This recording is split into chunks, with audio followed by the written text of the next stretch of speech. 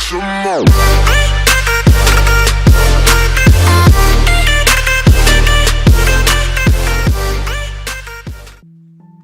Yo, what's going on, people? We are back with Max Double League, the start of the season, and as always, we start with the power rankings, which are all the coaches kind of gave us their 1 through 14, ranking the teams off, their power level. I will say there are a lot of biases this time around, and this time we actually did the format a little bit different than in season 1 and 2. But without further ado, I am joined with Ryan and Matt. Hello, guys. Hey, what's going on, everybody? We're back, finally. And then we get to say bye to Matt for a while. Yeah. What's going on, guys? Champion Matt here. Welcome to Season 3. Yeah, so Ryan kind of spoiled something I was going to talk at the end, but go ahead and talk about it now. Moving forward in our weekly breakdowns, there are 2 separate breakdown teams, one red division, one blue division. And Matt is not in red division with me and Ryan, so you will 9 times out of 10 not see him commentate with us. But all those videos will still be found here on this channel, since this is the home of the MDL, and I know a lot of people literally only watch my channel for MDL stuff. So yeah, you'll still be able to see those. You won't miss anything if you stay up to date. But without further ado, we're going to jump into our rank 14 team, which is Johnny. No outliers here, but I'm going to let Ryan go ahead and take this one. Yeah, and I will talk a little bit about the formatting here. So on the left side, obviously, it's the Mons. I'll run them down in a second.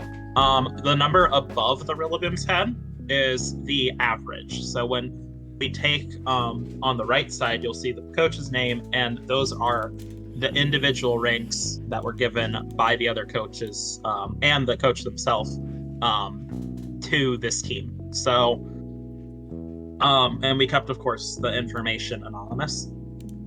So I will say, first off, John did not rank himself out of bottom 14, so there's some self-awareness there, I suppose. So his comp is Rillaboom, Volcarona, Suicune, Comfey, Reggie Rock, Hitmonlee, Mandibuzz, Credilli, Aurorus, Dugtrio, Alola, and Fletchinder. There's just a couple, so there's some things on this team I really like and I think work well. I really like the grassy terrain from the Rillaboom with the Comfey with the Reggie Rock.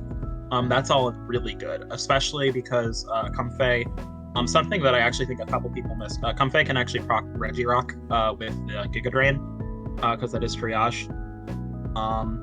And the Comfey can also proc an Unburdened Hitmonlee. Unburdened Hitmonlee can also just be Grassy Seed. It can also be procced by the Comfey itself with a Draining Kiss. Suicune is a very reliable Tailwind setter. And so is Mandibuzz, and Fletchinder is also pretty good at setting Tailwind. You got Aurora Veil off the Aurorus.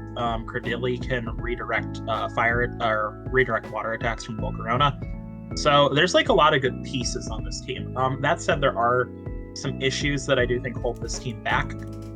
So one of the worst things I think to see on a comp is a overwhelming weakness to Steel Spike and Airstream, which are the 2 best max moves in the game. Both tier 1 picks are weak to Airstream and are hit neutrally by it. The Reggie Rock, which is one of the other big offensive threats, is hit really hard by it.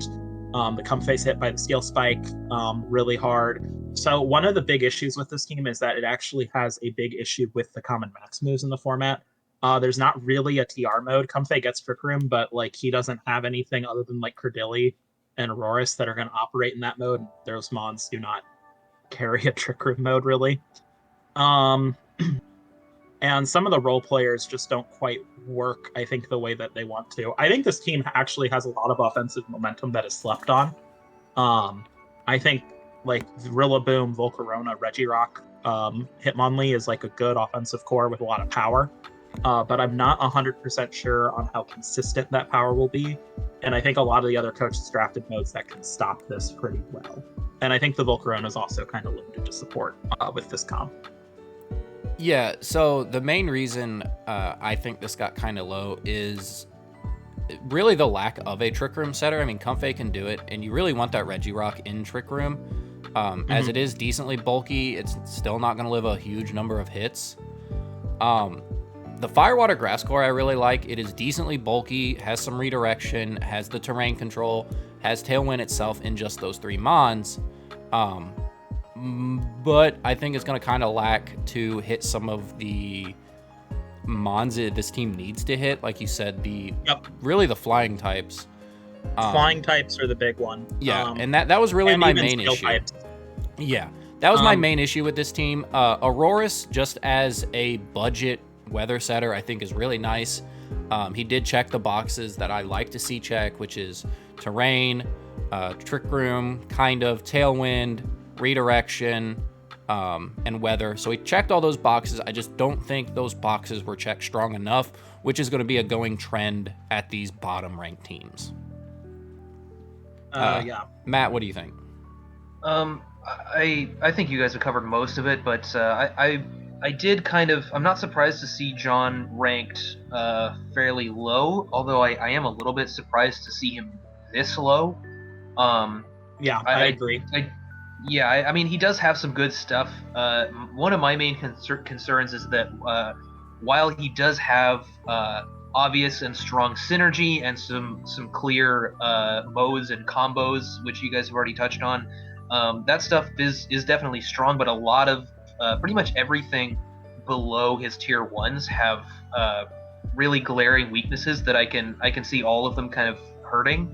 The Suicune, for example, the Suicune and Mandibuzz, I think I'll kind of pair together. They're both very bulky, reliable tailwind setters, but a lot of the time they're going to be just sort of sitting there after they set tailwind, not doing anything. Like if Snarl spam happens to be good against a particular team, then that's kind of the other main thing it's going to be doing after it sets tailwind for its partner.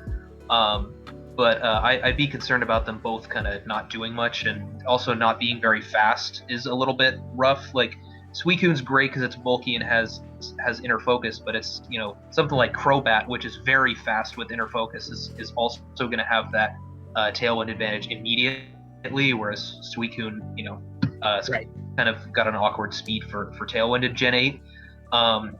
Comfy is comfy. I don't think there's a huge problem with that. It's maybe just not that offensive. Reggie Rock is sort of, I think, maybe the most solid out of these mid-tier picks. It's kind of just like a bad Metagross. It's does a lot of the same stuff, likes the weakness policy, but it just has a worse typing and worse stats. And then Hitmonlee, it definitely has some obvious unburdened combos here. It can be very powerful. I would just worry about it being very frail, even with a Grassy Seed. Its defense is just not good.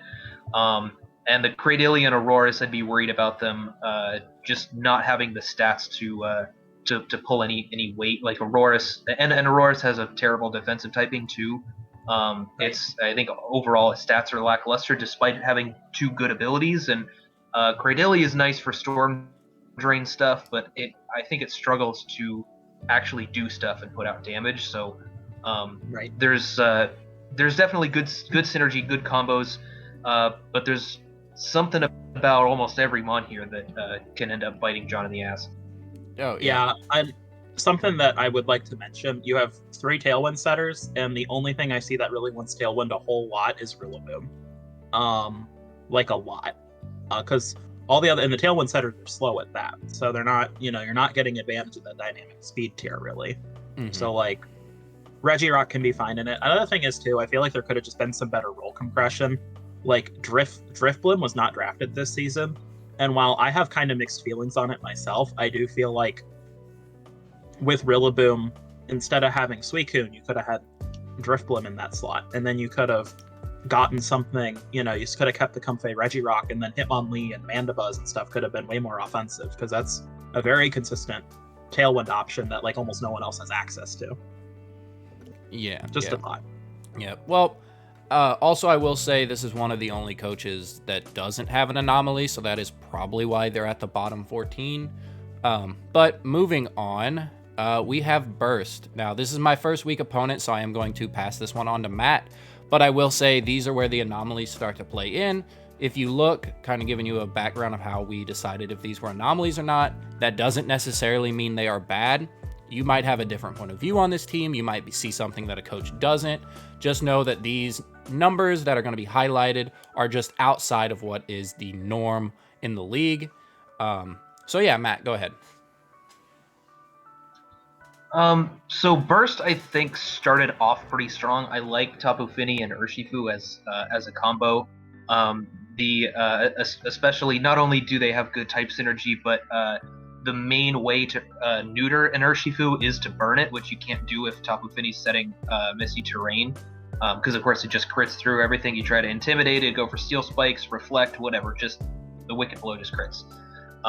So I like the synergy there for a few different reasons. Togetic is decent with these two. It's gonna enable Urshifu and Tapu Fini to do a lot of what they want to do. I would just be kind of concerned that I'm a little concerned that his Redirector ends up sharing two weaknesses with the Tapu Fini, with the Electric and Poison weaknesses. But at the same time, Togetic can handle those. It's very, very bulky with EVLA. After that, I feel like I lost sight of what Burst was trying to do with his draft. I do like the Morgrim pick, especially since he traded that out for the Gourgeist. I kind of liked Gourgeist because it gave him a better Trick Room setter, although Gourgeist is a little bit awkward as your Trick Room setter. The Magnezone does okay in Trick Room. Its speed stat is kind of awkward. The Talonflame can help especially with Tailwinds. It's just a little bit unreliable with Gale Wings being the way it is now. Mesprit is going to be the primary Trick Room setter, or I guess the only Trick Room setter on this team now that Gourgeist is gone. I think it's a decent mon. It has decent stats across the board. My only concern is what it's going to do once Trick Room is set up, because its base speed is like 80 or 85, something like that. So it's a little bit awkward as a Trick Room setter, despite being solid across the board in terms of stats. It does have some good coverage options. It does have Nasty Plot, so there's more stuff that it can do rather than just setting Trick Room. And then I think the Lycanroc was a good pick because I was a little bit concerned about the offensive pressure of this team prior to that. The Talonflame kind of helps, but again, it's a bit of an unreliable Pokemon. Magnezone is offensive, but it's also awkward in that it has a weird speed stat and a 4x weakness. Urshifu, I think a lot of the time Urshifu is going to be carrying the offense for this team. Unless he can get a bunch of Calm Minds up with Tapu Fini, which he might be with Togetic, but I think skilled players are gonna be able to find ways around that, so it's not going to be something he can do every time. The bottom picks, it's hard to say what exactly they're going to do aside from Unburdened Sceptile with the Misty Seed, which can work decently well with Tapu Fini. Grass types and water types like to hang out with each other. I think there's some holes. There's some places where I'm kind of thinking like, what was the thought process? What was the direction that he was trying to go in here? And I think in some places he might find that he's lacking offense. So I think those are some of the reasons that I think he finds himself down here near the bottom. Ryan? A couple things to add to that. I agree with everything you just said. Type weaknesses is another thing.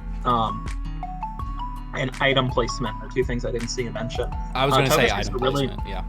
Togetic is a nice redirector. The problem is that you have to consider what you're redirecting for. So Togetic can redirect moves off Urshifu, but that Urshifu is going to be weak to Dazzling Gleam, which is a spread move. Like, it'll just die to a Dazzling Gleam. Magnezone will just die to an Earthquake, which, granted, I ran 4x week, 4x week down Mon last season, and it worked out pretty well for me. I could see Togetic Magnezone being one of the more solid things on the core, but I'm not 100% sold on it. And then Togetic and Tapu Fini, which is the other top one, are weak to Electric and are weak to Poison. And Togetic's weak to Steel. So the problem is that the things that Togetic is taking damage away from are things Togetic is weak to. It's like there's not really a mind game here. your opponent can just click whatever super effective move on your Mon, and then if you click follow me or don't click follow me, it doesn't matter because they're still getting momentum off of it, which I think is kind of an issue. And then item placement's a huge issue on this team. You got 3 NFE Mons, all of which would like Eviolite, and then even more Grum, which I think can be run Sash fine. You have a big issue too because it's like Urshifu wants Sash. Urshifu with Sash is very popular, usually in the back. Your Talonflame will probably want Sash, or Lycanroc definitely will be wanting Sash a lot. And then you have 3 Mons all fighting for Eviolite too, which I think makes building really difficult. And I do think the offense on this team is a little bit like outside of Magnezone and Urshifu and Lycanroc. I'm not super sold on the offense because Finny. I don't really believe that Finny's going to be able to get set up very consistently outside of the Calm Mind set, and also he can self-swagger with Morgrim, I think, but like, eh. So those are kind of my thoughts. I mean, it's a solid comp, and I like it pretty well, but I'm worried about those item placement, those type weaknesses seem really huge to me.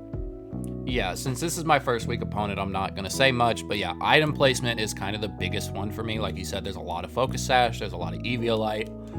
Even without that, okay, maybe you don't run Focus Sash Urshifu. Okay, well, what's getting the Life Orb? Urshifu, Magnezone, yeah. Maybe Finny, maybe Mesprit. Like, I just think item placement is going to be really hard for this team to kind of go with. But moving on, we have Charles. I'll go ahead and take this one. The 2 outliers are both 2 6s, with the closest number being 9, which gives him that 12th place slot.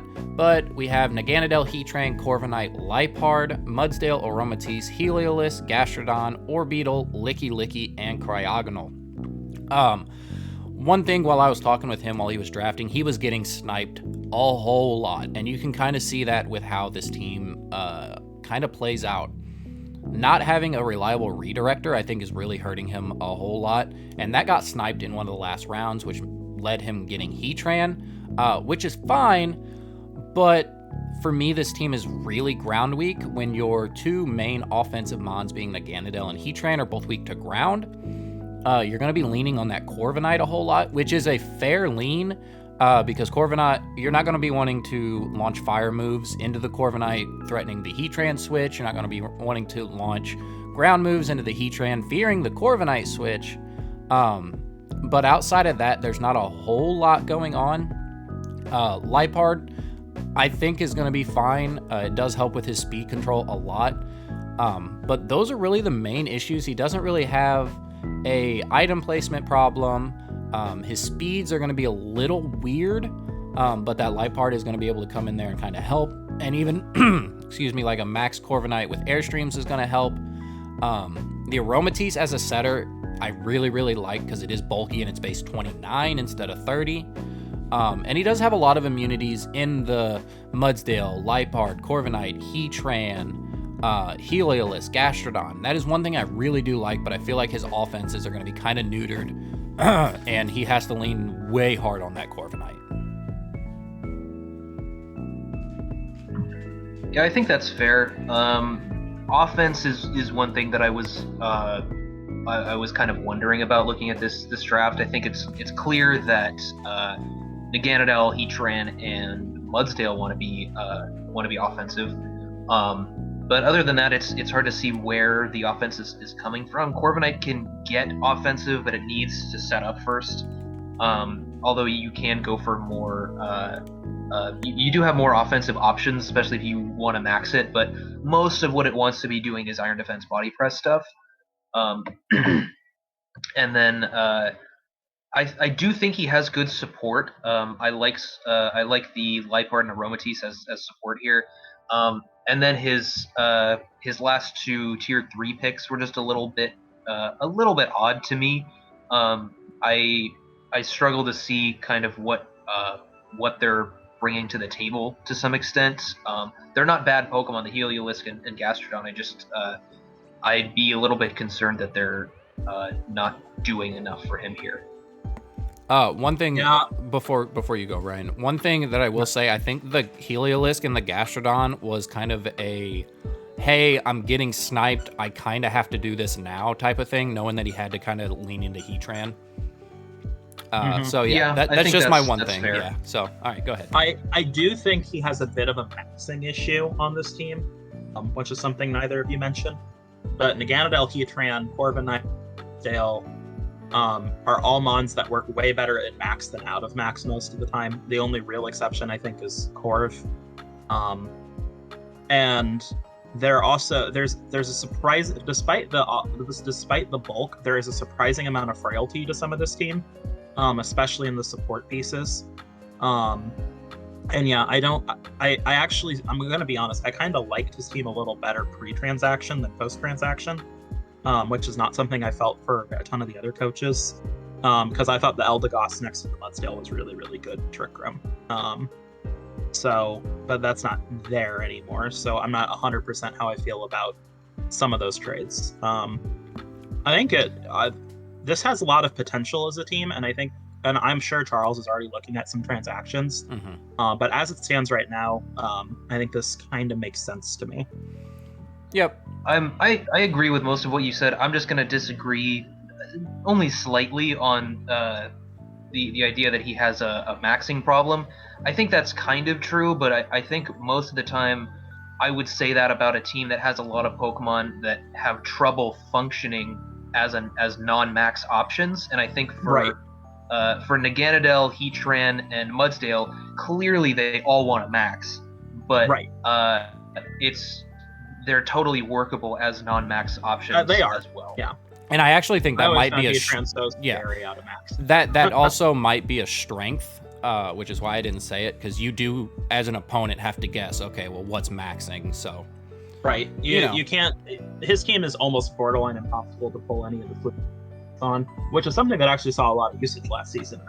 So, which is kind of nice. Yep. So moving on, we'll give this one to Matt. Real quick, one weird thing you will see, the Turtonator is highlighted green here. He did forfeit a tier 3 pick to grab it. And then the anomalies are 2, 3, and 3. So Matt, go ahead and talk about it. Yeah, I'll also just throw in here about the Turtonator. That does mean that he's able to trade the Turtonator up for a tier 3 later on. But the Dugtrio and Pikachu slots both have to stay tier 4. So if he wants to trade up, he does have to drop the Turtonator. Yep. Anyway, so Hector here, I believe he's the first new coach we have on this list. Of course, Charles and Johnny are new-ish. They played season 1. But Hector's got, starting off with a Charizard, Regieleki, Duraludon, Alolan Persian, Klefki, Aerodactyl, Kanto Weezing, Turtonator, Kanto Dugtrio, Pikachu, and Maractus. So this is kind of a strange team to me. I liked it more when I was first looking at the finished products. But I think looking at like the middle tiers, it seems a little bit like he has too much support. I think he does have he has good options. It's a little bit unfortunate that he didn't get a drought user to go with the Charizard. The Ninetales did get picked up pretty early, but I think that also the Ninetales might have been a good second pick for him. But he does have options for Fast Sunny Day. I know Aerodactyl gets it. Klefki also has Prankster Sunny Day. I think Alolan Persian also gets Sunny Day. I could be wrong on that, but yeah. So he's got some good fast manual Sun options. Or he could just go non-G-Max on the Charizard and have the Max Flare set Sun itself. But the Wildfire is just very, very good. It's hard to give that up. But I'd be a little bit concerned about the top 3 Pokemon having to carry a lot of the weight offensively. He does have good support, but he might just have a little bit too much of it. The Aerodactyl, I think if he uses it more offensively, can help pick up some of the slack, but it can be a little bit difficult for it to do so because it is kind of frail, and its base attack is only 105, so it's gonna want to, if you want Aerodactyl to be really offensive, you do also have the Dragon Dance option, but it's a little hard to do that with a frail Pokemon like that with no redirection. And then I think to me the Weezing and Turtonator picks seemed a little bit odd. The Weezing, I don't really know what he's trying to do with it. It's not like he has something like a Regigigas, and I think he is gonna want a lot of his abilities turned on. Maybe not so much Aerodactyl, but Persian, Klefki, Duraludon, Charizard, and Regieleki, they all have abilities you want to use. Yeah. And then the Turtonator, I know he mentioned to me that he just picked Turtonator because he didn't really see anything in Tier 3 that he liked very much, which was a little bit surprising to me. I think there's plenty of good options for his team that are still in Tier 3. I'd be curious to see what he might want to trade for in that slot, if anything. But those are kind of my main gripes with the team. But he does definitely have some really good options.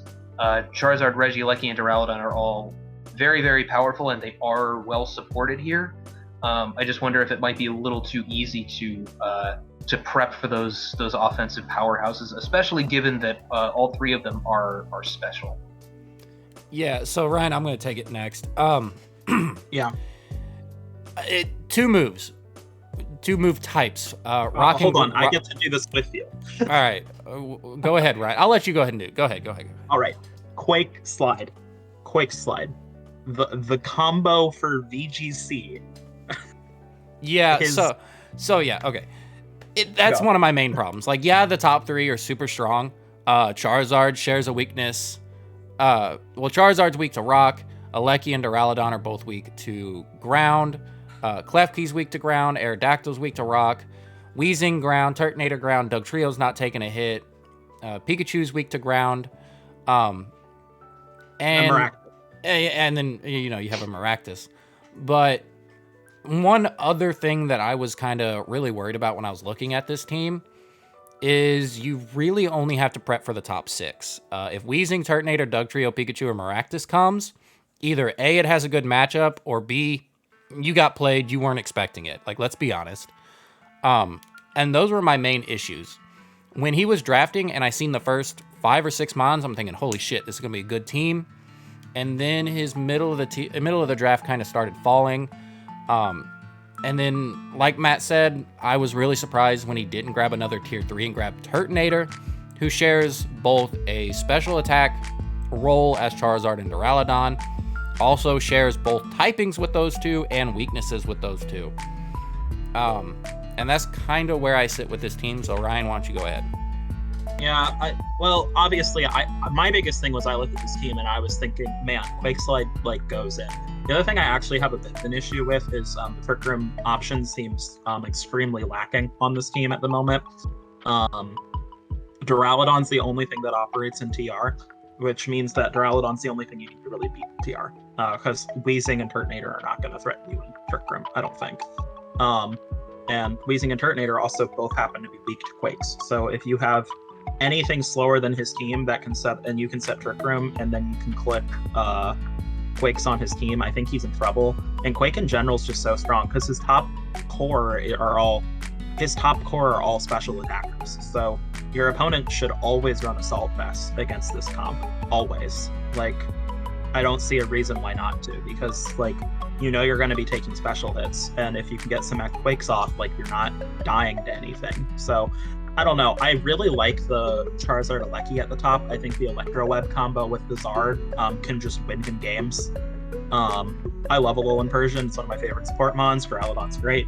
It's just that the type weaknesses and the Trick Room weakness of this team really, really stuck out to me. And honestly, I don't see what Turtonator does. That's something isn't Jellicent Tier 3? I'm pretty sure. Yeah, it should be, yeah. Yeah, so why is Jellicent not in that slot? It gives you a water type, you get a type core out of that, and you get a Trick Room on with a Trick Room mode. Mm-hmm. There's just a lot of I don't agree with that decision wholeheartedly yet. I mean, he's gonna have to sell me on that Turtonator being the pick, and he's gonna have to especially sell me on it because that Charizard and Duraludon are both special attacking fire and dragon types respectively.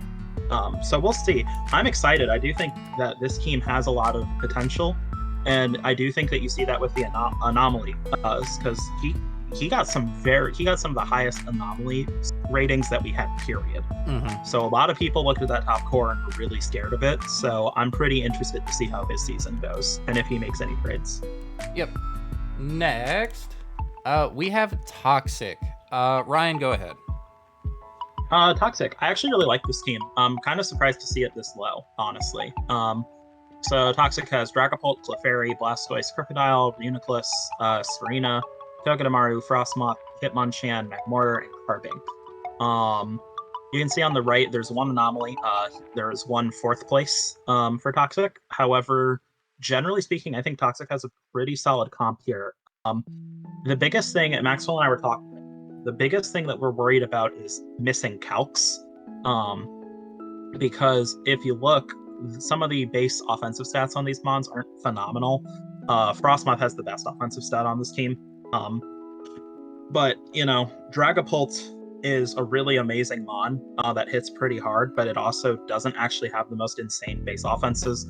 Blastoise, even at +2, can sometimes miss calcs. And that's assuming you can get the +2, which you might not be able to. Crocodile was missing every calc for me last season. I've done Reuniclus calcs for a while now. I know it misses calcs. Serena's not going to OHKO everything. But, I mean, the redirection from the Clefairy is really nice. I do think it adds a lot of legitimacy to the Dragapult and the Blastoise. I think some of the support here is pretty solid. I do think that his Trick Room mode's not awesome, again, which is, I guess, a recurring theme. Reuniclus does pretty well in Trick Room, but other than that, I don't really see anything super major.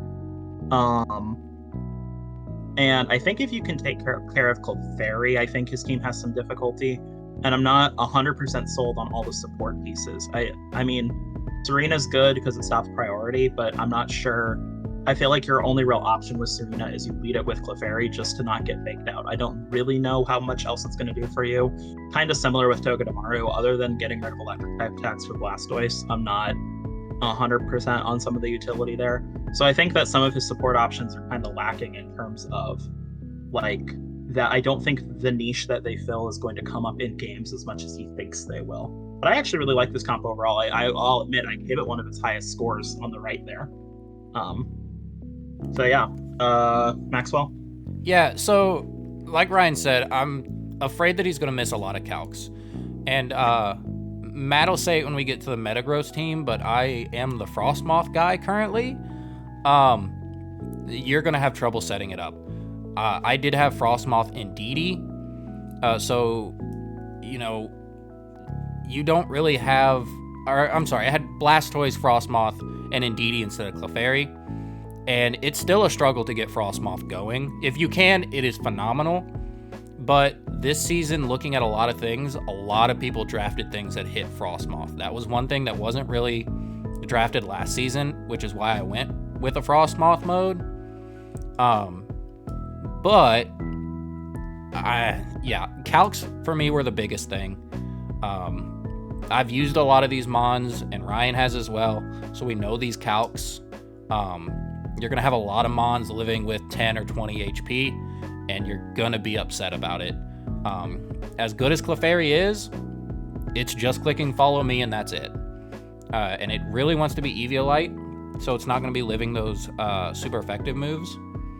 But other than that, it's a solid team. If this was a Season 2, Season 1 team, you would be getting really high votes.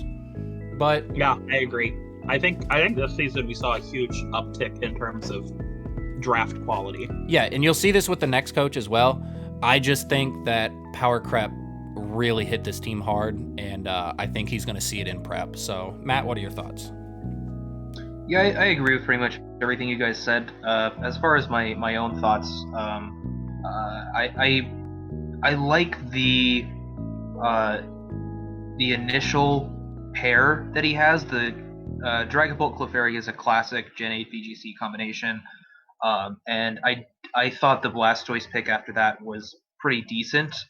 Shell Smash the Blastoise next to Clefairy is definitely powerful. After that, like, it just seemed a lot of this mid-tier pick stuff just seemed like kind of a mishmash of Pokemon that, like, I don't really know what a lot of this stuff is doing together here, except for maybe, Lightning Rod on the Togedemaru to help out the Blastoise. And Clefairy's, I don't think you're going to get a lot out of it next to a lot of these Mons, aside from the Dragapult and Blastoise. There's not really a whole lot of other setup options here, and I don't, like you guys said, the offenses are lacking a little bit. I think I've seen it before where a team that's not really offensive enough drafts a top tier redirector, and it ends up falling short because you need those follow me turns to really, really matter. And if you don't have a lot of offense on the field, and you don't have big setup options on the field, then your follow me mon just kind of dies, and it's not really worth it because you didn't get enough out of it. Season 1 when I had Dragapult Clefairy. Right, yeah, I think that's fair, and I think Dragapult Clefairy can fall prey to that, even though it is still a good combination. And aside from the Blastoise, really the only setup option I'm seeing is the Quiver-Dance Frostmoth, which Maxwell, I know you covered the Frostmoth stuff for the most part here. The only other thing that I'll say about the Frostmoth is that with the way that you used it last season, you definitely used it very well, and I think as a result, a lot of people ended up on the Frostmoth hype train. I would just be concerned about Toxic potentially trying to shoehorn it into matchups where it doesn't belong, because of the success it had last season. So that's my one piece of advice on the Frostmoth use, because it was successful on your team because you didn't use it frequently and you identified good matchups that it had. I can definitely see it. If you're not careful with the Frostmoth, I can see it being brought to matchups where it doesn't really belong, and it ends up just dying to a stray Rock Slide. So just be careful with it. Yeah, for sure. And moving into our next team, we have Dark. I'll go ahead and take this one. The two anomalies are a 2nd and a 5th, with his highest score being an 8. Granted, this is another team kind of like Toxic's team, where if this team was drafted Season 1 or Season 2, it'd probably be one of the top 5 teams. There are a lot of comfort picks that were picked here. But first overall, he drafted Togekiss, which a lot of us kind of question. Togekiss is a great mon, but he had the 2nd overall pick, and things like Metagross, Celesteela, Galarian Moltres. Yeah, we're still sitting there, so Togekiss kind of looked a little weird. With that being said, I do like the Togekiss Dracozolt with the Hippowdon. I think that's really nice. His type cores are kind of clean with the Togekiss, Dracozolt, Scizor, and then the Chandelure, Milotic, and Roserade. Those are solid cores, but I think Calcs are going to be another issue with him. He is one of the first teams that I really like his bottom tier pick in the Delibird, because it is going to be able to proc like your Togekiss, could proc your Dracozolt, it could proc a whole lot of things. It also gets things like Fake Out, so I know I'm not going to talk much about this because there's really not much to talk about because we already kind of said it with Toxic, but this team might struggle with Calcs, and I know he knows how to use Dracozolt, so this team has potential if he can get the Calcs under control. Ryan. Yeah. One thing I would like to mention, by the way, is that according to Maxwell, the 2nd place there, if you're sitting in the audience and you're like, oh, he gave that to himself. No, he did not. So that 2nd place is not from the coach himself. Correct. Just wanted to put that out there so that nobody thinks anything weird about that. And I actually, my big thing with this comp is I looked at it and I thought, is anything other than Uxie not, available in like the base game? And the answer was like no. A Dracozolt has Sand Rush now, which is good, but you miss a lot of Calcs with Sand Rush. Hustle's really where Dracozolt gets its power from. So even though you have that nice Sand mode, I do think that the debate between Hustle and the Sand mode is going to be kind of difficult each week. And he does not have a Tailwind setter, does he? unless Delibird gets it through somehow. No. No, I think it's a transfer move for Delibird. Yeah, no pending so- Delibird. So his speed tiers are also kind of middling on this comp if you ignore the Dracozolt. I was getting outsped on my Togekiss when I ran it last season all the time, and Togekiss is one of the fastest things on this comp. But I mean, I like Scizor a lot. I think it's a really good mon that's been kind of underexplored. I know that he really likes Milotic, and he's done some good stuff with Milotic.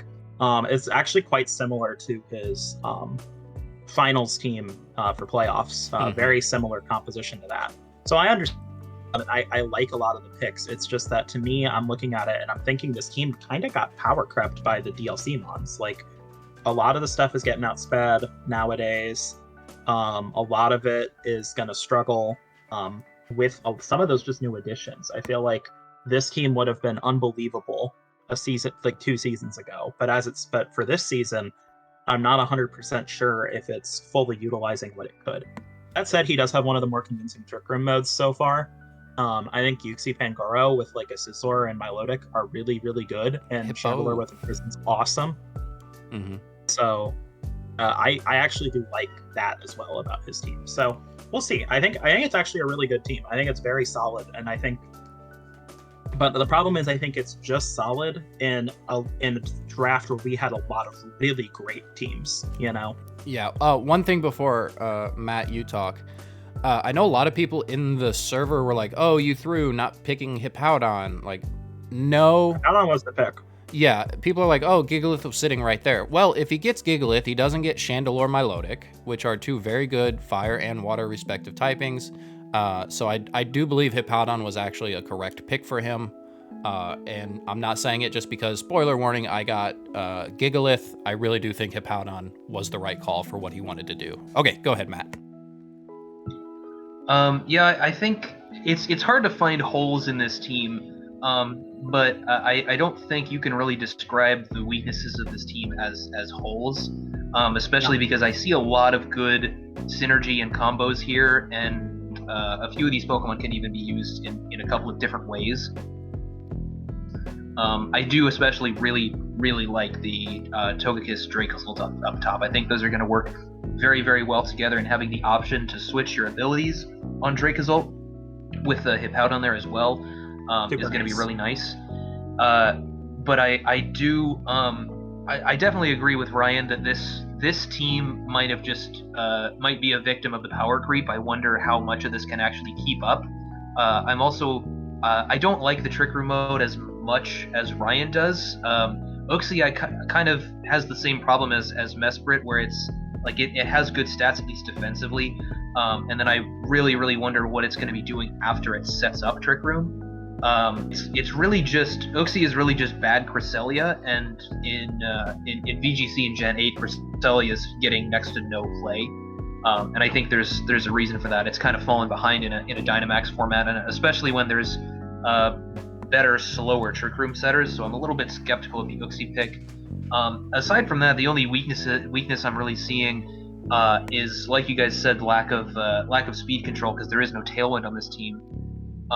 There's a few mons to get it by transfer, but that's not really helping you in VGC. So there is one particular kind of niche secret form of speed control that I do see here that I don't know if he's planning on using. I'm gonna choose to not mention what it is on the video here, but I'm curious to see if he'll use it. But lack of speed control, I can definitely see being a bit of a weakness here. But I do definitely I think this is a very, very solid synergistic team composition, and I do like a lot of it. Yeah, for sure. Okay, so moving on to number 8, Mr. Metagross Man. You want to take this one? Normally I would, but I think I'm going to pass this one off to Ryan because Hunter is my week 1 opponent. I'll say a little something. I forgot about that. Okay. Yeah. Okay, so Hunter's team. So Hunter has Metagross, Amoonguss, Politoed, Kingdra, Snorlax, Crobat, Vikavolt, Scrafty, Behem, Wigglytuff, and Reboot. So this is kind of an interesting comp. You'll notice there wasn't any anomalies. His range is actually kind of massive. You see 5th through like 13th. But the thing that you'll notice is that he got like a lot of like 7 through 5, and then he got like a lot of like 10 through or 13 through like 10. So he was the most, I think, polarizing coach. And his ratings kind of, I think, show that. So you got a Metagross. Great first pick. Then you got Amoonguss, Politoed, Kingdra, Snorlax, Crobat, Vikavolt, Scrafty, Behem, and then all the Mons, whatever. So this team has some really good stuff. It's got a Rain mode. It's got the Trick Room mode I have some issues with, but it has good Trick Room Mons. It's got the Snorlax, it's got the Vikavolt, Scrafty's great in Trick Room, and Behem's the setter. The issues I have are, I think, I'm not sold on this being a very great Metagross comp, and I think Amoonguss should be Dusclops every time. Agreed. Right now, the only way to set up the Metagross that is, in my mind, consistent is Politoed, which I don't like that. I get that Politoed Bulldoze means that Metagross isn't weak to fire moves, but Politoed is not very fat. So the thing that, like, when Matt had it last season, he had the Bulldoze with Entei and he had the Brutal Swing with the Torn, which were both very fast, so dynamic speed really played into that. Turn 1, if you can outspeed Metagross and get some big damage off on it, it's kind of in a bad situation, to be frank, I think. And the Amoonguss, I don't think, is really providing that support you want. The other thing that with this comp that I'm gonna criticize a bit is I don't think the Trick Room mode's very reliable. If you have a Grassmon with Taunt, or if you have opposing Trick Room, Behem does not get Trick Room up very consistently at all. And then how do you get your Trick Room Mons in? And it's pretty frail. So you have to either run the Mental Herb and or just not get one hit KO'd, because it's one of those things where in best of 3, it's like you can calc them on to have Taunt and a way to kill Behem in one turn. So if it's Mental Herb, next game you can just click a big move on it and it'll die, or you can flip that. So I don't think the Trick Room is super consistent. I like the Tailwind option with the Crobat a lot. I think the Rain mode is pretty good. Kingdra Politoed is pretty strong. The other thing is kind of lack of offensive stats, which is a weird thing to say. But Kingdra actually only has base 95 in both attack and special attack. And I think Kingdra always pretty much has to be run special attack on this kind of a comp, which I don't love 100%, that you would mostly only be running special Kingdra, and it gets most of its damage off the Geyser. So if someone can get rid of Weather, which there's a lot of Weather teams this season, that's kind of an issue for this. I don't know. This team is just hard for me. I don't 100% know how I feel about everything on it. I really like the Wigglytuff. I will throw that out. I think it's one of the best low tier pickups that we saw. So I'm going to pass this on to Maxwell. Yeah, so all the things you said, but I'm going to kind of harp on the Dusclops over the Amoonguss pick here. So it kind of offers really 3 things that this team kind of needs. A better proc for Metagross, which is a priority proc in Shadow Sneak. A more reliable Trick Room setter other than Behem. It also supports the Snorlax in Trick Room way better than anything else. Snorlax here looks really awkward without that. Mm-hmm. Because, yeah, you have an Amoonguss, and yeah, it redirects, but okay, now you have an offensive grass type and something with safety goggles. Well, Snorlax is just dead. And that's kind of my main issue. Also, yes, Politoed can proc the policy, but it's, like Ryan said, it's a Politoed, and you're procking that with Bulldoze. So not only are you procking the Metagross policy, but you might be procking something else's policy as well, which I don't necessarily like. I feel like while he's prepping, he's going to find out that policy Metagross is not what this team wants, or is not what the team is going to want match to match, but is what is going to be needed to get some of those calcs. Like Ryan said, the Mons under Trick Room are really good with the Snorlax, Vikavolt, Scrafty. But where I fall short on this is definitely that Amoonguss for Dusclops. I think that would have been the play, and then you maybe change something else up and get Fungus. But I believe if that one change, the Dusclops for the Amoonguss, this might have been a top 5 team. And that's kind of where I sit Easy. with this. Yeah, it would have. I would put money on it that this would be a top 5 team looking at some of these scores if that Amoonguss was a Dusclops. So Matt, go ahead and give your 2 cents, and then we'll go ahead and move on. Yeah, I think you guys pretty much covered what I was thinking. It's really just a matter of like, this team has several good modes. They are just unoptimized, really. Yeah, as the resident Metagross player, yeah, I can definitely tell you this is not an ideal composition for Metagross. There's some ways in which you do have good synergy for it. Politoed is an option to proc a policy, but it's not a good one. Rain does benefit Metagross, of course, but it has, of course, it has other weaknesses that your opponents can exploit. The Crobat is going to be reliable tailwind for it, kind of like the Tornadus that I used last season, but your options for proccing the policy with Crobat are very, very limited. It's like, but Bite and Astonish. Right, yeah, it's Yeah.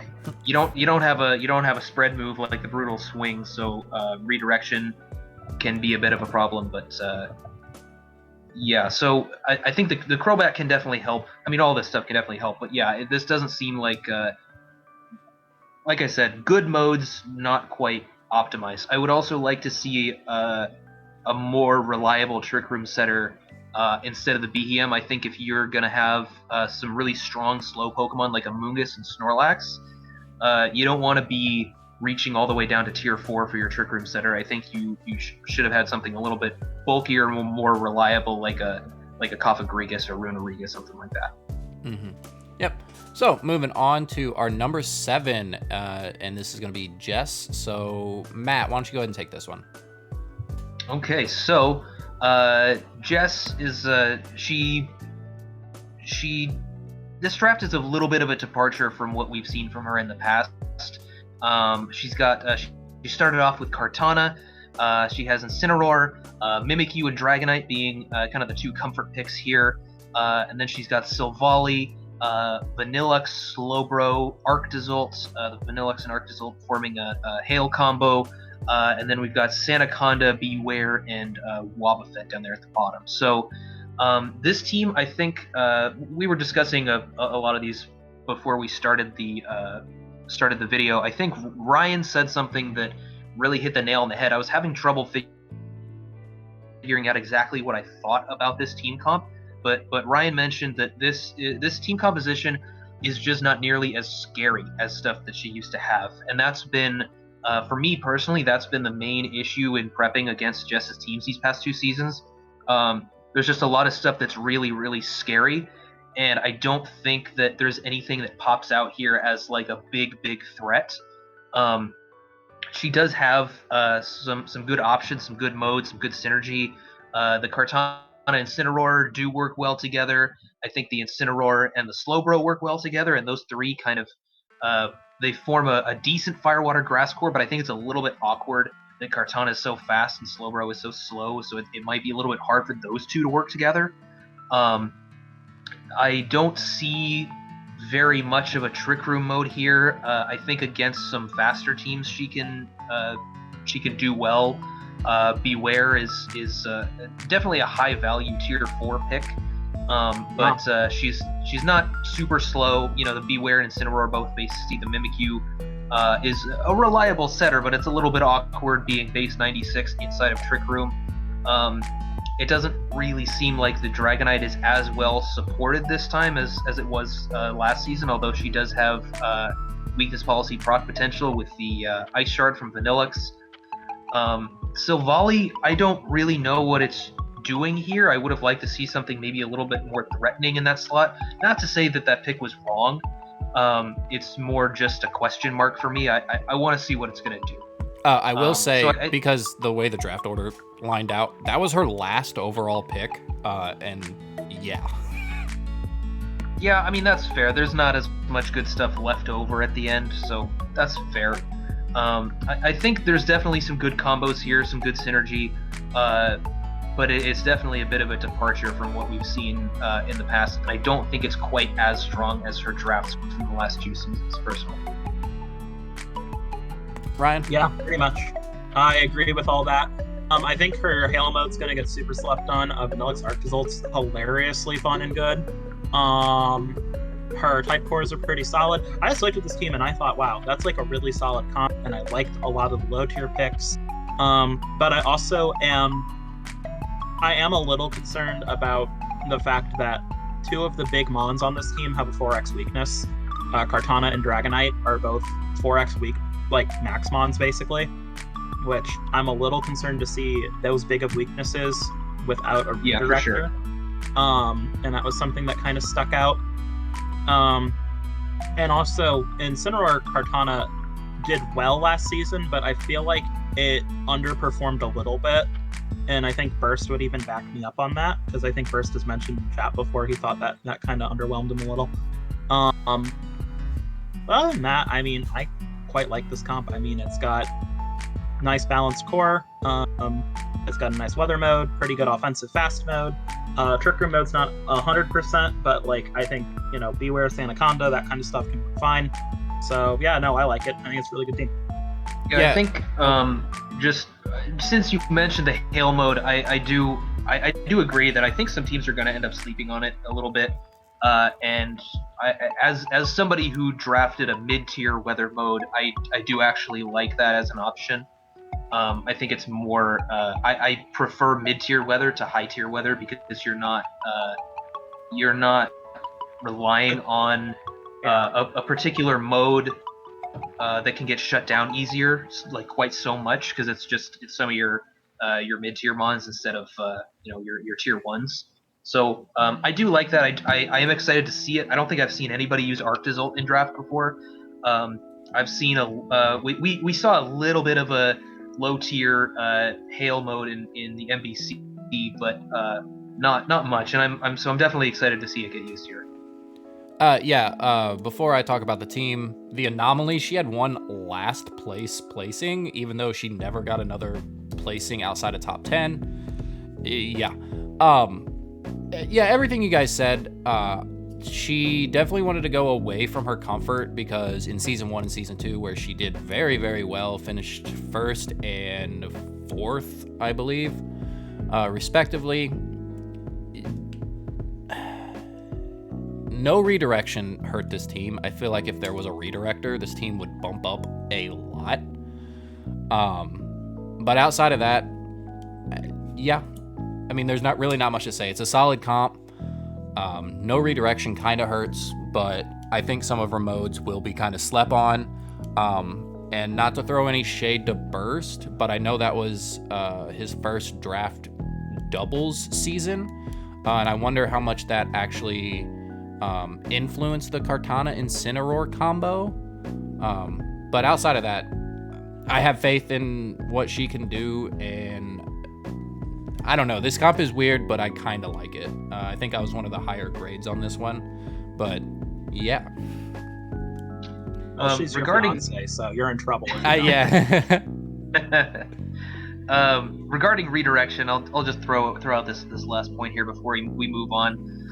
It is when you're playing in a league without transfer moves, it's hard for most teams to actually get a decent redirector.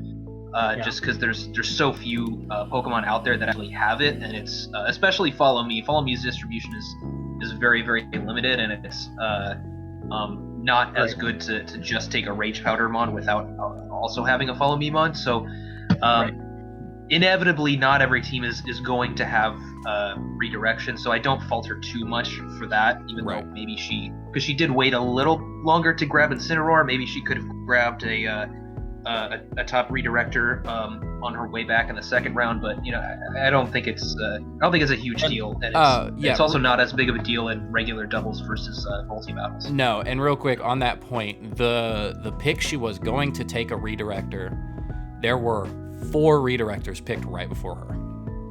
Yeah, it was kind of brutal. Yeah. And one thing I would like to mention about redirection is that it might sound like we consider redirection to be a hugely important niche. We actually really don't as much as we used to. We're a little, I think all three of us are a little fallen off of the redirection train. But if you have a comp that looks like it wants redirection or needs it, we'll say it. Like Jess has 2 mons that have 4 times weaknesses, or Charles has a couple mons with big weaknesses. So something like that to mitigate those weaknesses, I think, is big.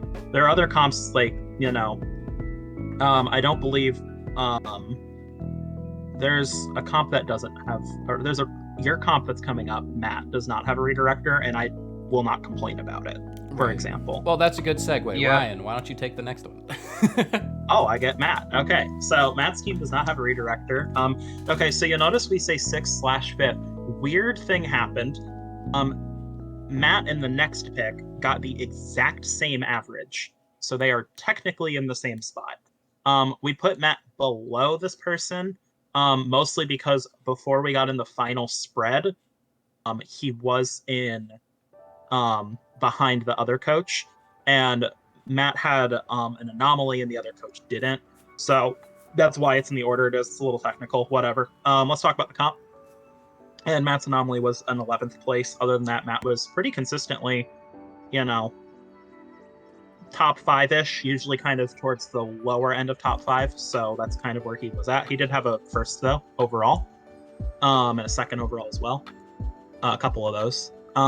He had Celesteela, Grimmsnarl, Raichu, Diggersby, Reggie Drago, Pellet Burst, Salazzle, Ludicolo, Archeops, Rapidash, and Suck. So fun fact, I was going to draft Celesteela, but for some reason Moltres was on the board when it was my pick, so I grabbed it. And this is a comp pretty similar to actually what I was planning to do.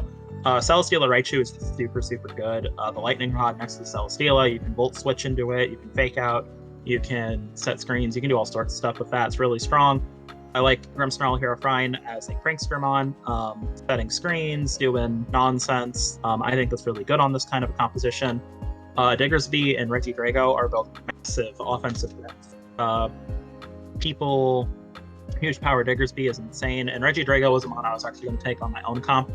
It can be physical or special. Its coverage is extremely limited, both physically and specially, but it can run either or. It's surprisingly bulky, and Dragon Maw is Dragon type Eruption. That's getting, I think is Dragon's Maw 1.3 times or 1.5? Or the 1.5. Dragon Energy, by the way. Yeah, Dragon Energy, sorry. Too much dragons. But 1.5 boost, so that's insane. That's ludicrous amounts of damage. Then you got a Rain Mode with the Pellet for Ludicolo that I was making fun of you about.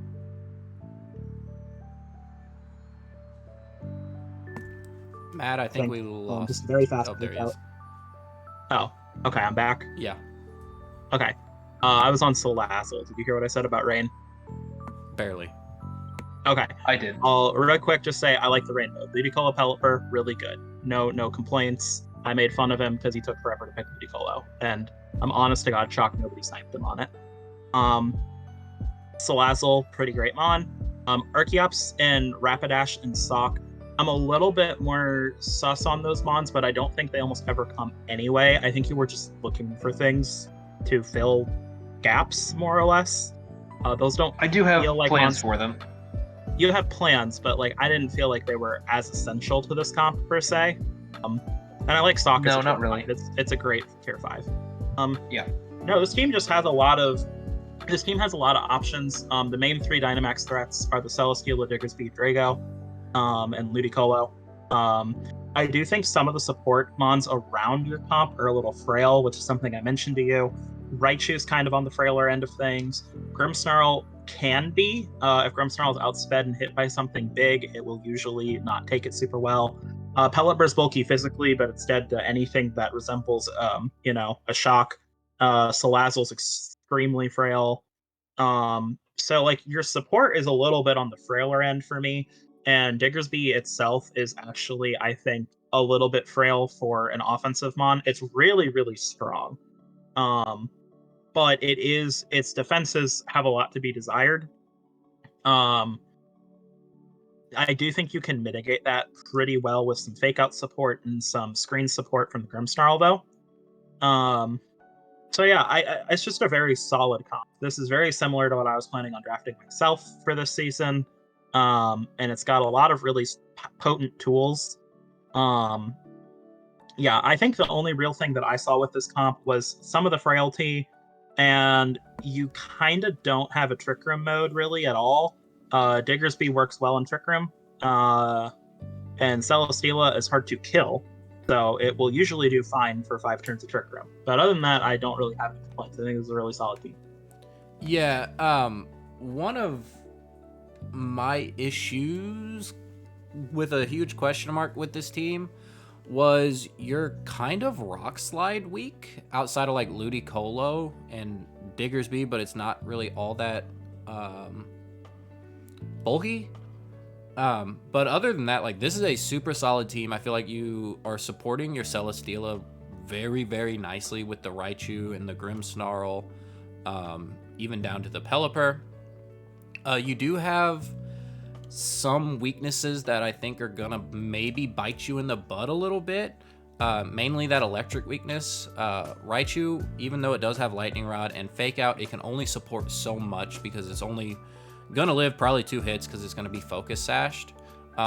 So you do have the Celesteela, the Pelipper, the Ludicolo, the Archeops.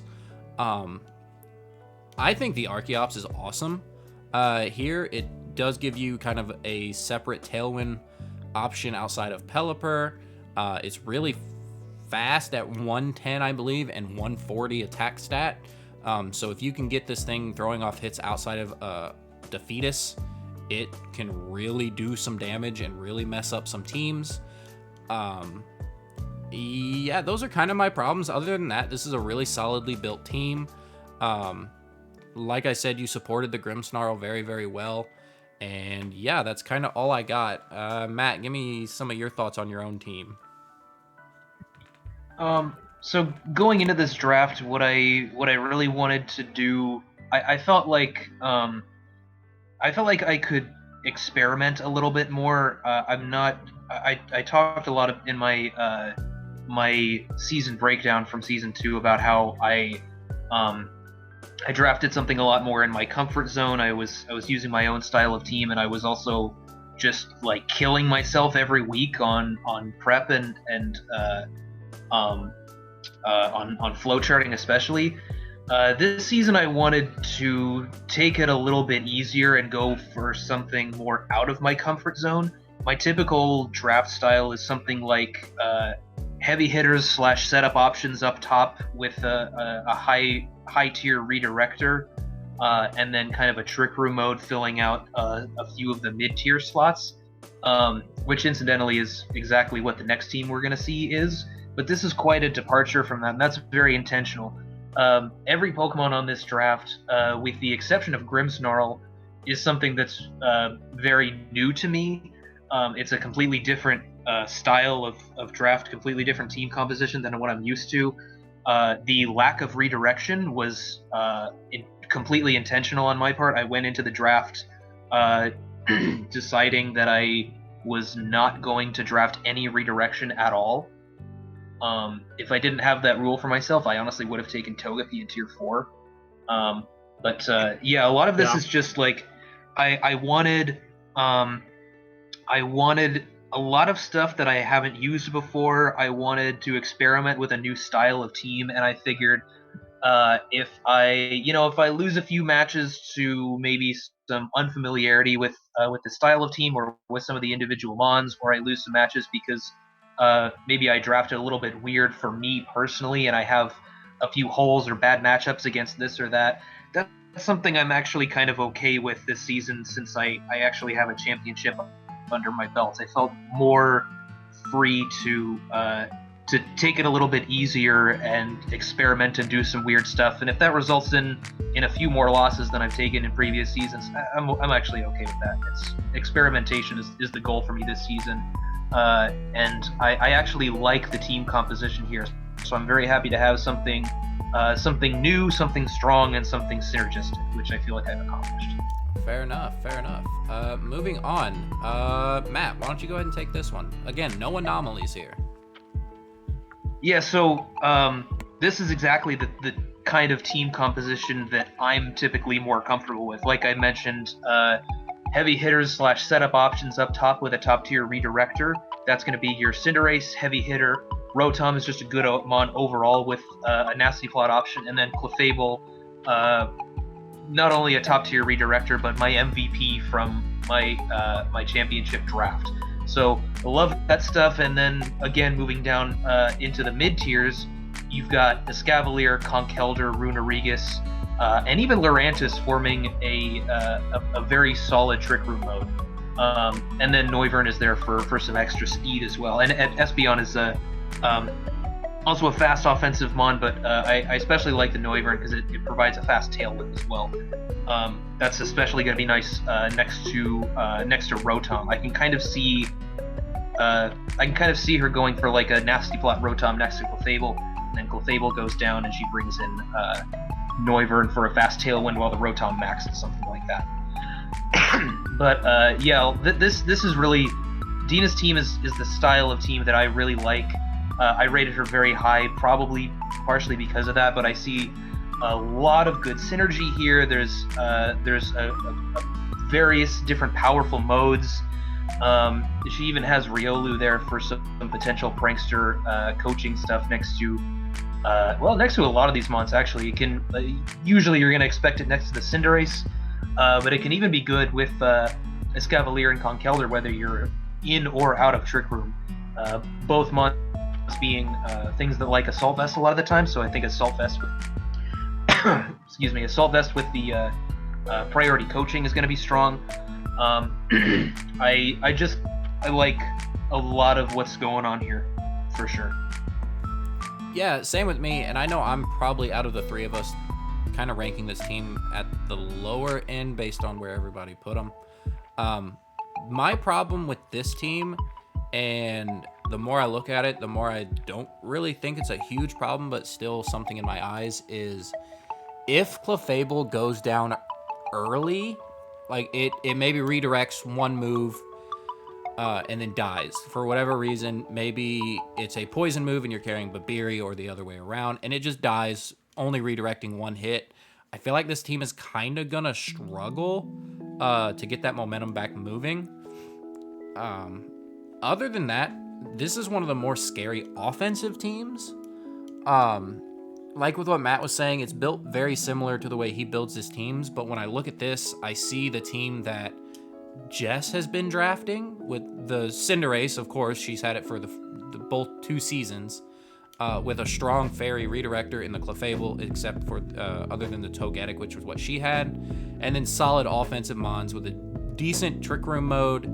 I would even say excellent Trick Room mode. I'd say excellent. Yeah. It's one of the best Trick Room modes that we have, period, I think. Yeah, my problem is just if that Clefable goes down early, sustainability is going to be kind of an issue, because Cinderace, as good as it is, it's not that bulky. Rotom Wash is very bulky, but if you can't get a nasty plot off reliably, Escavalier has that fire weakness. Conkeldurr, Fairy and Psychic and Flying are very abundant this season. And that's just kind of where my worries lie with this, is I feel like it's way too reliable on the Clefable, but I will be happy if I'm proven wrong. Yeah, I really like this comp. I rated it super highly on my own PR, and I thought it was really, really good. Actually was more down on this team pre-transaction. Prior to the transactions, I was not 100% sold, especially because I was looking at the Trick Room mode and blinking and going, oh, Trevin and Escavalier, so I'm going to click Heat Wave. But that's been fixed. I think the Runerigus is much better there. I like the Espeon fine. And I don't know. I think this team is pretty solid. I don't actually see Vulpix coming almost ever. I mean, I understand, I understand that you want something to reset weather, and that makes sense to me, and all your other roles are basically filled. So that does make sense. It's just something that I'm not 100% on. And yeah, I do agree with Maxwell, because part of the issue is that if you build your faster offensive comp, that's 4 of your mons, and then your Trick Room is the other 4. So like I'm worried that like if you have an opponent who can either stop your Trick Room or can get rid of Clefable quickly, I am worried about the same things Maxwell is, but I'm not as worried about it. I think this is a really good comp. Yeah, I mean, we're getting to the top part of this, so we're gonna have a lot less to say. So we're just gonna keep on moving with Grant. Ryan, go ahead. Oh, cool. I get to talk about Grant's team. I love Grant's team. I think this is a really fun team. So you got Landorus, Venusaur, Ninetales, Sableye, Azumarill, Musharna, Jolteon, Drampa, Helix, Unpheasant, and Double. There's one anomaly. He was given a 10th place by one of our coaches. And I could understand, I guess, some of the reasoning behind that. Grant's team is definitely a little weather reliant. Is one of the first things that kind of sticks out.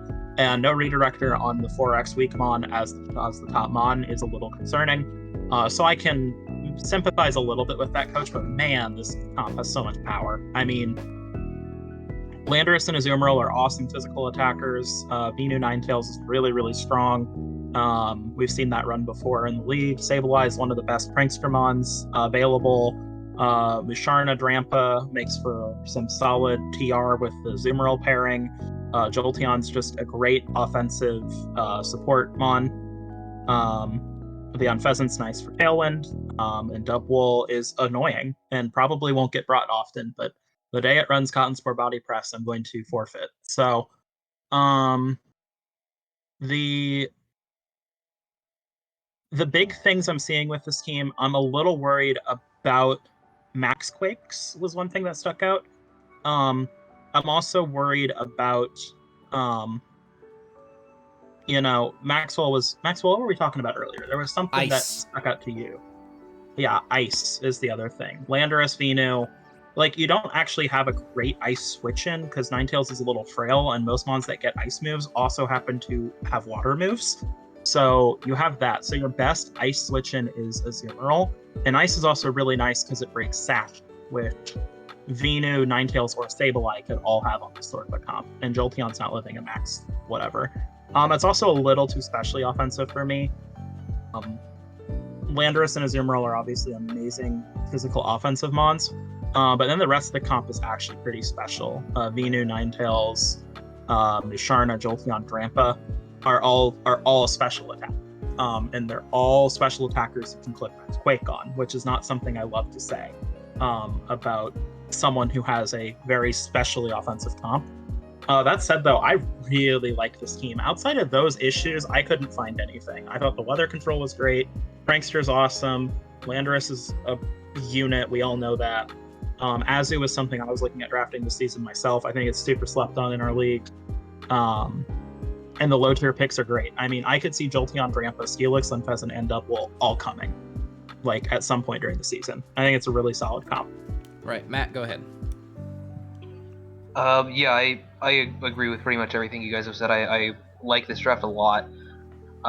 It's one of the weird things that I'm not super on board with is the high tier weather mode. Like I mentioned earlier, I tend to prefer mid tier weather modes because you're putting more of your eggs in that weather basket, and if you've got a weather mode that doesn't work out, then that's pretty bad.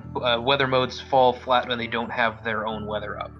But like Ryan mentioned, I think he actually has good weather control. Obviously, drought being the classic way to get your sun up, and Sableye as well with Prankster Sunny Day. I think having both of those is really nice weather control, and I think there's even a few other mons on here that get access to Sunny Day. Or even fire moves if you want to try to go for max flare to set it up. That is if you're not maxing the Venusaur. I think this is very, very solid overall. I like the synergy in the different modes. The Trick Room mode here is pretty impressive to me. I would like to see it go a little bit slower, even though the Musharna is base 29. I usually like to see slower sweepers, but Drampa and Azumarill I think are good enough. But I also see a good amount of weather ball users on this team as well. I know Jolteon and Venusaur are definitely definitely Pokemon that like to make use of that. And you know what? Even Landorus. I mean, Landorus. I was about to say, don't sleep yeah, on it, man. yeah, it has access to Weather Ball. It actually has, even in its Therian form, it has a usable special attack Special stat, attack. despite Yeah. it being primarily physical. I want to see Special Landorus at least once on this. Special Landorus with Weather Ball at least once on this team. That sounds cool. Yeah, with that being said, though, it is going to be hard to run a special Landorus considering your whole team is special at that point. Uh-huh. That's fair. Yeah, but with what Ryan said, he pretty much took all of my talking points because we've already talked about this. His ground and ice switch-ins are scary and sketchy at best. And I feel like if someone you better be happy no one drafted Mamoswine this season. Yeah. But yeah, I think that's going to be this team's downfall. But if that's your only downfall, 4th place, way to go. This is also his first season, period. Not only just in the MDL, just period.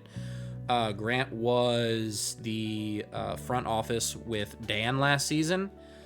So if we can take even half of the way Dan played in his first MDL season and transfer that to Grant, I think he'll do just fine. Yeah. So yeah, moving on to our 3rd place team is actually Dan, and I'll go ahead and take this one. With the one anomaly being an 11th, and he actually just kind of sits, there's 4 1s, and then he kind of sits in the middle with a lot of 8s and 7s, and some 6s, but his team is Tornadus, Garchomp, Primarina, Arcanine, Colossal, Copperajah, Tangela, Cofagrigus, Luxray, Purloin, and Diglett. Really my main problem with this team, and it kind of harkens back to Grant's team as well. Outside of Primarina, nothing switches, and I guess Cofagrigus, nothing switches into a ground move that is also resistant to ice and vice versa. Primarina, though, is not going to want to take most ground moves because, again, it's not resistant, and Primarina's defense isn't all that great, which is where most of the ground attacks are coming from. But yeah, ground and ice as a combination, again, like we said with Grant's team, I feel like is this team's main downfall. However, the Prankster Tailwind next to the Garchomp, I think is awesome. I used Primarina Colossal in Season 1 and absolutely loved it until like mid-season when I realized Primarina was a freaking unit. And then he also has the redirection in the Tangela, although it's not redirecting anything that it can actually take. It's not redirecting for the Tornadus too well, the Garchomp too well, and yeah, that's kind of where I'm going to sit with this. I don't have a whole lot to say other than that main ground and ice weakness I feel like is huge. So Matt, why don't you go ahead and go? I think if you have a way to get the Primarina out, Tangela is going to be really, really good next to a boosted Colossal. But it's a little bit tricky to do that. It might it might get flip turn. I don't remember if it does, but usually yes, you're gonna want to Aqua Jet into the Colossal. Yeah, so I could see you going for a self flip turn into the Tangela, hitting your own Colossal and switching into the Tangela, or even if you go for a slow flip turn on turn 2 after you've done your Aqua Jet stuff. Both are legitimate strategies. So I do see some merit in the Tangela here. It's also just good for any kind of redirection is just good for helping a Pokemon set something up, whether it's a Nasty Plot from Tornadus, a Swords Dance from Garchomp, a Trick Room from Cofagrigus. He's got some setup options here. I don't mind. I don't mind saying that I ranked Dan at number 1. His team is this is my favorite draft out of all of them so far, at least to start with this season. I'm just seeing so many good options here and so many a tremendous amount of good synergy. I like the Firewater Grass Core he's got going on. It's a really good mix of bulk and offense, although the Tangela is really the one that's lacking on the offense, but I think that's okay. It does have a very usable special attack stat still, even though you're not using it offensively. I think the synergy there, especially with the Tornadus and Garchomp, is really, really nice. I can see a lot of these Pokemon being more bulky sometimes and being more offensive other times. He's got a lot of versatility there. I think his Trick Room mode is fantastic. I am, as we all know, I'm a big fan of Caparaja. I think a Pokemon with base 130 attack, 30 base speed, and the ridiculous coverage that Caparaja gets. Oh my god, it's fantastic. It's amazing. You don't even need sheer force. Sheer force almost doesn't matter. It's just really, really solid, and Cofagrigus is a very solid Trick Room user to pair with it. My only gripe is that this is Cofagrigus instead of Runerigus, because at the end of the draft, Runerigus was still on the board. It was traded for by Dina during the 24-hour transaction period we had after the draft ended. So it was something that he was able to pick up, and one of the common combinations that I've seen being used a lot with Caparaja is Bulldoze into Weakness Policy Caparaja from the Runerigus. So I think if he had an option like that, it would just make this even stronger, despite doubling up on ground types. But Cofagrigus is also not bad. I'm not gonna rag on the Cofagrigus. It's still a good Trick Room setter with a lot of bulk and a lot of utility. And I also really like that he took the tier 4s that he did. These are both very high value tier 4s in my opinion. I had a lot of trouble trying to sift through all the tier 4s and find something useful, and I think he got two of the best ones that were in the tier, and they work very well with his team. So that I think is very, very impressive. I like this team a lot. Real quick, if he got Runerigus, he would have another non-ice switch in. Cofagrigus is one of his ice and ground switches. There's a couple things you guys haven't talked about that I noticed that I want to quickly mention. There are some weakness policy procs on this team, and not all of them are immediately evident. And there's some good stuff. I'm a big fan of the Diglett. I think it's actually one of the best tier 5 picks in the entire draft. I'm a lot less sold on the Trick Room mode, though. Caparaja and Tangela and the Colossal, if it's not proc, are the only things that work in it. And I'm not as high on Caparaja as Matt is, sorry. And then outside of Caparaja, it's like... That's fine. Outside of Caparaja, and Prim is okay too, I guess, but I'm not as sold on the Trick Room mode on this comp, but otherwise I don't really have any complaints. And I actually think that a lot of the strength of this draft comes from the fact that I think the bottom half of the draft and the top half of the draft are pretty much as good as each other, which is something I can't say about almost any other draft in this season. You have to prep for everything. Yeah. All right, moving on into second is going to be Ryan. Matt, go ahead and take this one, and then Ryan, you can take the last one. Okay. All right, so Ryan's got the Galarian, Moltres, Female Indeedee, Blaziken, Raikou, Haxorus, regular Johto form Slowking, Reggie Steele, Frostlass, Slurpuff, and Drifloon. I love this draft a lot. It's got a lot of good stuff. Top tier redirector next to some really powerful setup options is very, very nice, especially given the speed that's on this team. Unfortunately, the Galarian Moltres is not going to be able to take advantage of the Psychic Terrain, but that's okay. You've got plenty of other stuff that does. There's just a lot of really good offensive power and synergy up at the top. We don't see a Firewater Grass core. This team is lacking a Grass type, but I don't think that matters. I really like the Dark Psychic Fighting core with these top 3 mons here. I think that Raikou is something that you're very familiar with, of course. We have a lot of speed in Blaziken and a potential Dragon Dance on Haxorus. I think Dragon Dance Haxorus next to Indeedee is going to be really, really strong. Anything with a huge amount of speed in Psychic Terrain is going to be super, super nice. You're always moving first. You don't have to worry about priority, like prankster shenanigans and stuff, unless somebody's setting up screens maybe, or prankster weather. But there's a lot of power and synergy up top here, and I think the Trick Room mode that you have is very, very good going into these tier 3 picks. Slow King Marowak is something I am a huge fan of personally. I've made very good use of Slow Bro and Marowak in MBC, and of course I had Kanto Marowak on my team last season as well in the MDL. Reggie Steele, I think just adding a good Steel type is really nice on any team composition. I think Reggie Steele's one that people might end up sleeping on.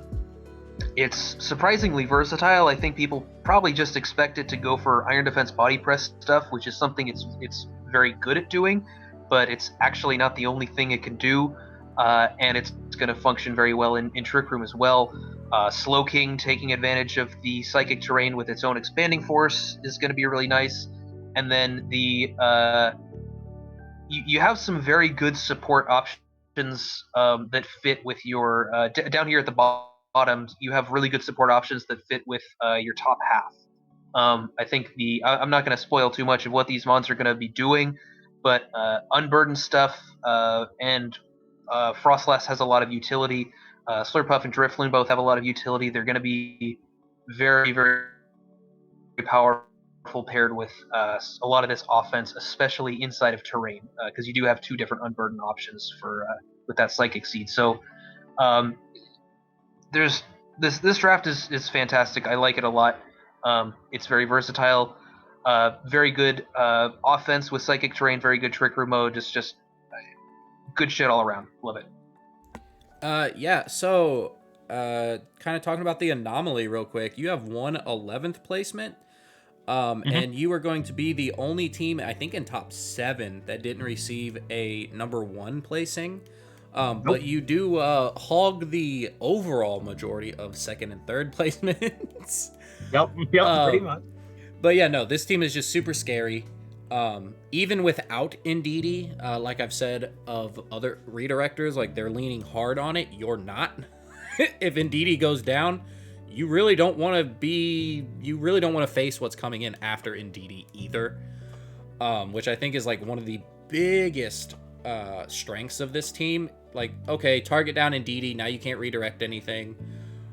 Sure, not with this team. You target down Indeedee, okay, you're facing Raikou, Blaziken, Haxorus, and you don't want to do that, especially in the face of a potentially boosted Galarian Moltres. Last season and in VGC together, I think this is like the number 2 Pokemon in terms of power outside of the restricted mons. And with Glastrier being banned this season, I believe Moltres is taking that number 1 slot in a very capable hand of Ryan, since I do know how you play Prep, and this team is just overall one of my favorite teams. Not really any cons you can say. Maybe if you want to, you can say it might be a little frail, but if you do that, you're kind of stupid. So, yeah, Ryan, go ahead and toot your horn on this one and tell me what you got. Yeah. Okay, so first things first, I'm aware this is a weird looking comp, and I didn't draft Comfey on purpose, which is something that I'm sure a lot of coaches were like, what the fuck, why didn't you draft Comfey? There's a reason for it, and it's because last season, I thought Toxic had a great comp. I think I rated Toxic on my own PR last season at like 6th or 5th or something, and I thought it was an amazingly good comp. But then there was this problem that happened over his whole season, which was that he had to bring Comfey to every single game, and that was actually an issue. And it became easier to prep around and build around, and his Moltres ended up being one-dimensional, and he lost a lot of offense off the top, so I didn't want that. So I built my comp very specifically to have more of that offensive momentum, and I wanted a stronger Trick Room mode this season. That was the other thing I was looking for. And I'm super happy. This is the highest I've ever ranked in a PR in a draft league. And I think this team is actually worth that ranking. I'm very, very happy with it. I think I sent Maxwell the DM.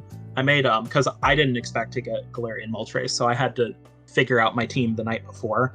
And I sent Maxwell. I had a box and showdown with my entire team, and there was like one mon that was different from what I planned on getting. So this draft went pretty much according to plan.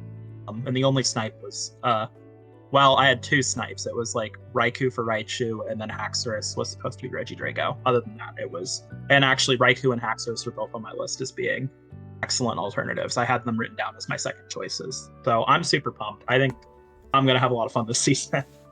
Oh yeah, no, I think you will too. But go ahead and moving on to the first place team, which is me. Ryan, go right ahead. So first place overall is Maxwell. You'll notice that he has a smattering of number ones. There's one anomaly at 12, which is quite low. He's literally top 5 on every other list. So that's a lot of these anomalies. I understand a lot of the reasoning, and I kind of can like get behind them a little bit. This one I'm a little less so on because I think there's just a bit of an underestimation going on. Okay, so you have Tapu Lele and Dracovish at your top, which is just a shitload of offense. I mean, holy crap. Tapu Lele is something that we haven't seen a lot in our draft league, or Dracovish, but they're massive hitters. And then Blacephalon is one of the only non-psychic types to get expanding force, and it's insane. Gigalith with Dracovish is really, really nice. Tangrowth is very strong. Umbreon is an amazing support mon for a comp like this, where you have a lot of really hard offense, and then you have an Umbreon out here clicking Yawn, clicking Snarl, clicking Foul Play to nerf the opponent down.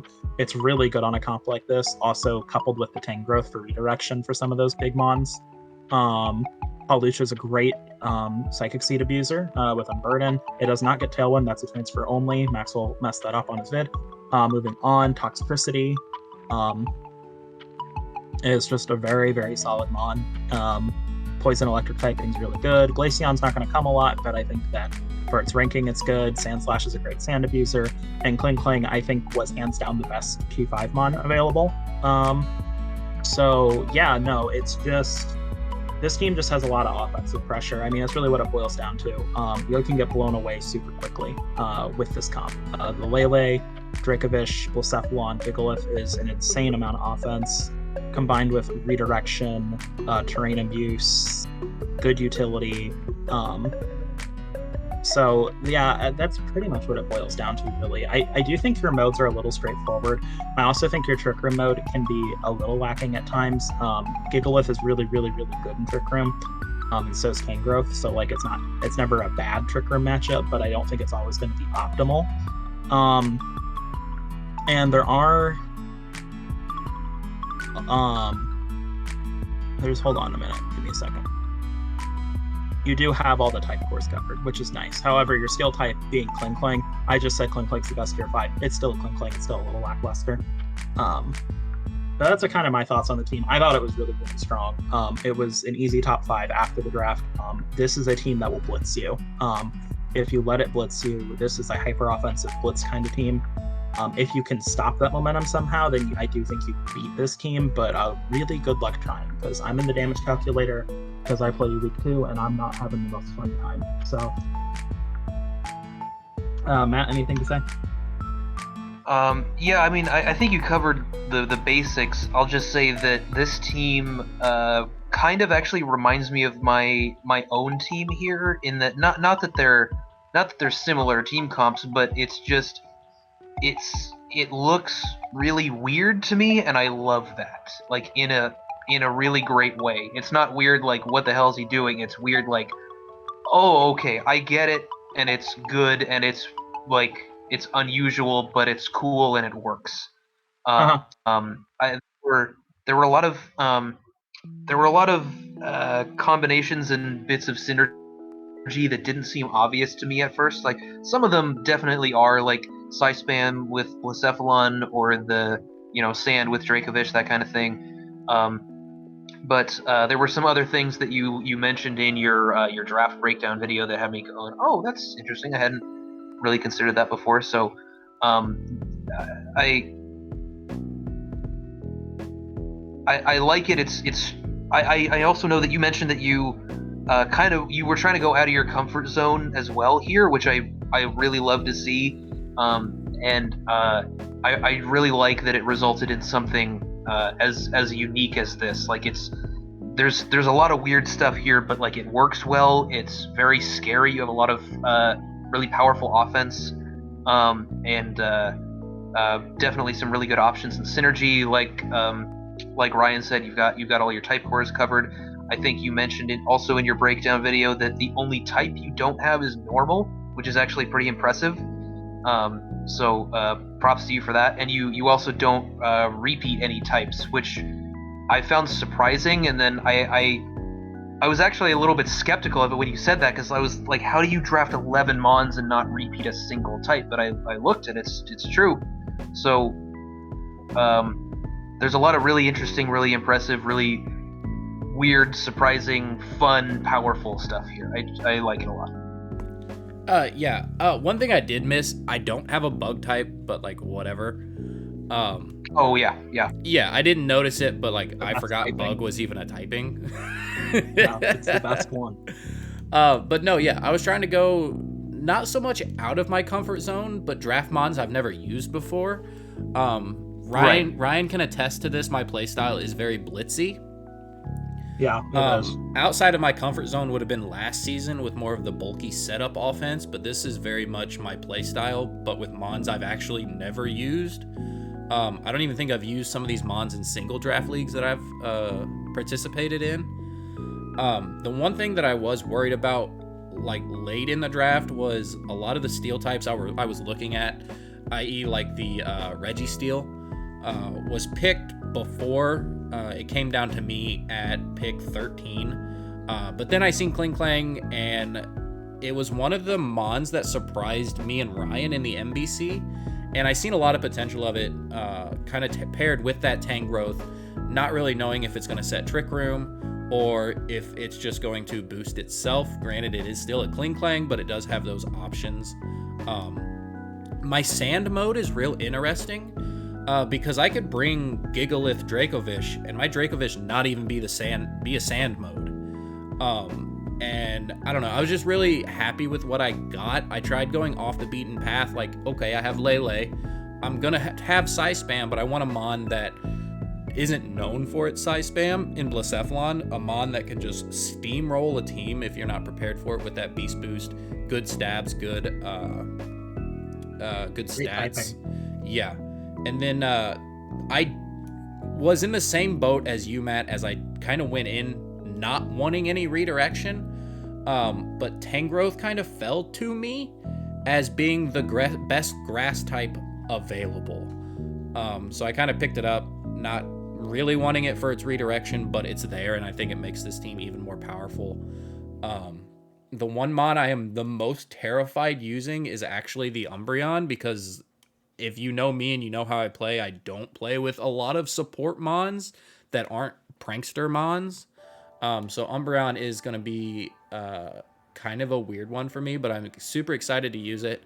And like I said, just really happy with how this draft ended out, especially with me being the 13th pick. I only got sniped like twice, and one of them turned into Glaceon Sandslash, which I think is just objectively better than what I was looking for. So yeah, that was my draft. Any last words on these before we go into kind of like the preseason standings? Yeah, just this was a very good draft. This was I think in terms of team compositions, I think these are easily our best so far. And I mean, even like last place with John, I mean, you're still talking Comfey procking up Reggie Rock in grassy terrain. Like, holy shit. Like, you know, if your last place has something like that, then I think the teams are pretty threatening. And we actually included the data this time, just because we wanted to show a couple of the anomalies, and also we just wanted people to kind of know, like, I feel like it's important too that the preseason power rankings are your opinions. It's the coaches, it's what the league says. So this is a good way for us, I think, to be transparent on here is what we received, and here are things that were odd, or here is why you got placed the way you were. Like a good example being that Hector had 2 or 3 anomalies that ranked him very, very high. And I could see someone being like, well, wait, why is he so much higher than Burst, who had, I think Burst had a couple of rankings that were on, like, I think his average rankings were a little bit slightly better, but those anomalies can affect things. So it can really show people that, like, what they think counts. And if you are one of those people who had some of these anomaly picks, I'm excited to see if you're right or not. Like, You know, Oh, for sure. if it turns out that you saw something that no one else did, like that's going to be really cool. Yeah, on that note, this is the only one I don't agree with, and not just because it's my own team. LOL. But no, yeah, I think not only has the Mons power crept, but I think the skill level of this league is power crept as well. There's not an easy win, period. You do have to prep every week if you want to be successful. And yeah, I'm just glad. I'm a very competitive person, and I find competitive being fun. And if that's not you, that's not you, but I am very happy where this league is at currently. We have a great group of coaches this season, and super looking forward to it. Matt? Yeah, I'll just say I like seeing a lot of our players drafting some new and different stuff. And there were a lot of combinations, like your draft, for example, that has some really powerful combinations that I hadn't anticipated, that I haven't seen in draft before. I like seeing players switch it up between seasons, just so we keep things a little bit more fresh. And I think that for the most part, everybody's done that. So there's despite the some of the criticisms that we've given some of the bottom teams, I think there's really interesting stuff on every draft that I'm excited to see come out. Yeah, for sure. So moving into the last slide, these are just rankings based on where everybody was put. So to round it out, you have me, Ryan, Dan, Grant, Dina, Matt, Jess, Hunter, Dark, Toxic, Hector, Charles, Burst, and John. And then these over here, as you see on my cursor, these are just where they're at in their respective conferences. With the blue division, something that I kind of want to bring up that Ryan was kind of talking about. The blue division is smack dab here in the middle with a couple of trickles, to where the red division is up here at the top and up here at the bottom. That didn't happen last season. I believe last season was very checkered patterned, as it was switching on and off between coaches. So I'm excited for that. As weird as that sounds, not saying that these guys are just a wash and like playoffs are locked between these three.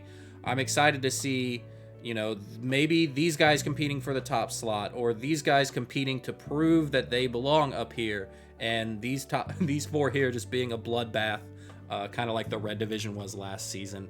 But those are kind of my thoughts on where everybody was placed. One of you guys go ahead. I'm ready to see blue turn red this season. That's all I'll say. Matt? Yeah, I'm looking forward to, as far as the standings go anyway, I'm looking forward to some of the blue division players getting up toward the top. So we'll see. But it is interesting how the red is a bit more polarized, kind of top and bottom, and then the blue fills out a lot of the middle. Yeah. So anyway, that's going to wrap it up for us. We will have a week break because the holiday's on Monday, and I just want to kind of give everybody time. School's starting to be finished with. People are taking their summer vacations, going on trips and stuff. So we will take a break, and then this time next week is when the season will actually start. So be looking out for that. I know there are already a couple matches being scheduled early in the week, so super excited to get this thing started. And so without further ado, we will see you guys in the next one. Peace.